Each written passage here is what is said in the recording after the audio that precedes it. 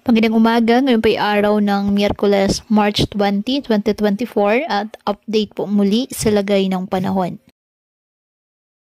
Ayon sa Pag-asa, easterlies o mahinit na hangin na nagmumula sa dagat Pasipiko ang nakakaapekto ngayon sa ating bansa. At northeast monsoon naman sa ilang bahagi ng northern Luzon. Wala namang bagyo o low pressure area na minomonitor sa loob at labas ng ating PAR na maaaring makapekto sa lagay ng panahon.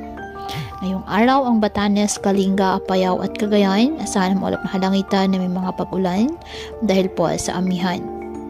Ang Ilocos Region at halalawing bahagi ng Cagayan, Valley at Cordillera Administrative Region bahagyang maulap hanggang sa maulap na halangitan with isolated light rains dahil pa rin po sa amihan.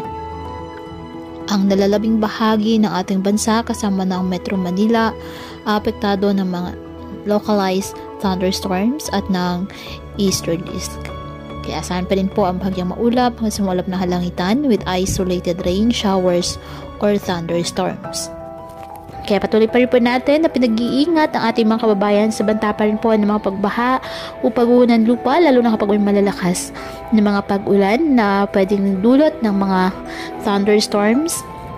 At ugaliin po na magdala palagi ng payong o kahit anumang panangga sa ulan o di kayo nang po sa init ng araw kapag lalabas ng ating mga tahanan.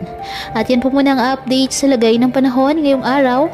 Muli patuloy po tayo na mag-ingat at palaging tandaan, God loves you. Stay safe and God bless.